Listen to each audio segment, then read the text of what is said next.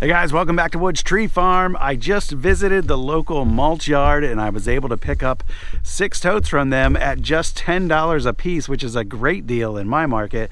The lowest I've ever paid before, I think, was $25, and most of the totes that I have here on site I've paid for either $35 or $40 a piece. But the discount on these does come with a price.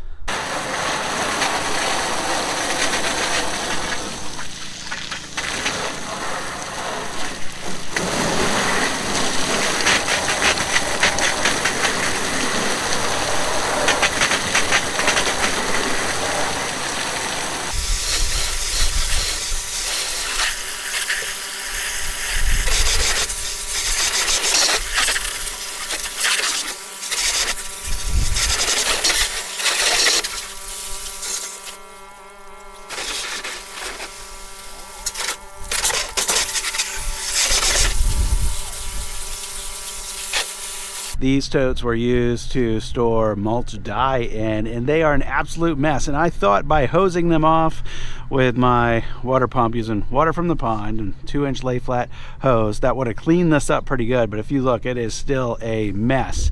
And it created a mess because a couple of the valves are broken, like this one right here, and the little bit of residual product that was still in there was dripping out going down the road and went all over the side of the tank and all over the sides of these tanks and all over the trailer. But this stuff is proving to be a little bit more difficult to wash off. This here, for example, I hosed on it for a long time and you can still see it is wet and streaks. It's going to take a lot more to actually get that off of there. So I think I've just, for the most part, hosed off all of the loosest material on the outside of these tanks, but I want to rinse off the tanks themselves.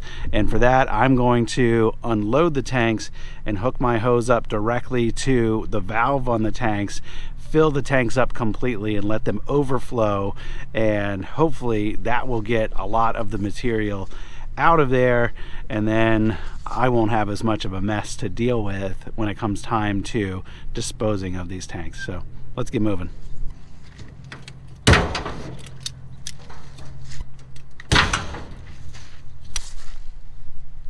All right, with that first tank hooked up there, we'll go ahead and cut the pump on and see how it does, and then I'll just cycle through all 6 of those. It'll take me a half hour or so, I'm sure, but we'll just flow a bunch of water through there and see if that helps clean them up.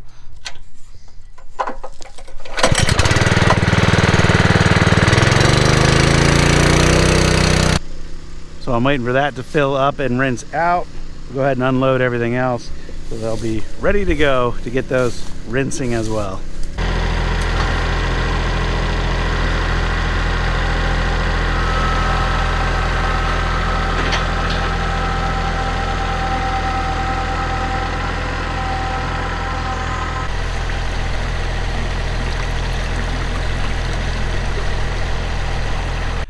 All right, these things are making a lot more mess than I thought they would, and it's taking way longer than I thought it would. I know this dye is supposed to be water soluble, but it appears to have either some kind of a surfactant in it or an oil in it as well, and it's just taking forever to rinse. And of course, it's pretty cold right now too. I don't know if that's contributing to it, but it's going to take multiple times of filling these things up, draining them, filling it and draining it. I've done it twice on one of them, and it is starting to make a difference, but I think it's going to take probably 3 or 4 flushes per tank, and I just don't feel like spending any more time on that today. So let's go cut some wood, and then I'll feel like I've accomplished something today.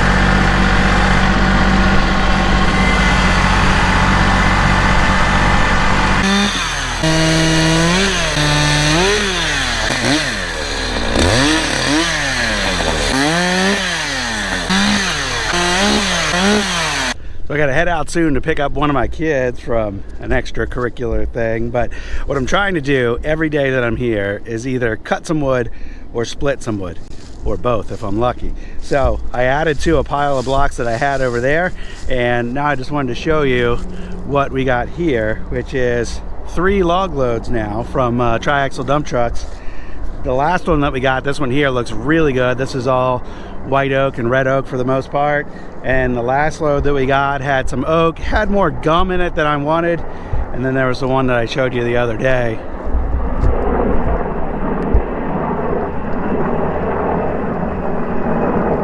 Everybody always asks what it costs for wood like this.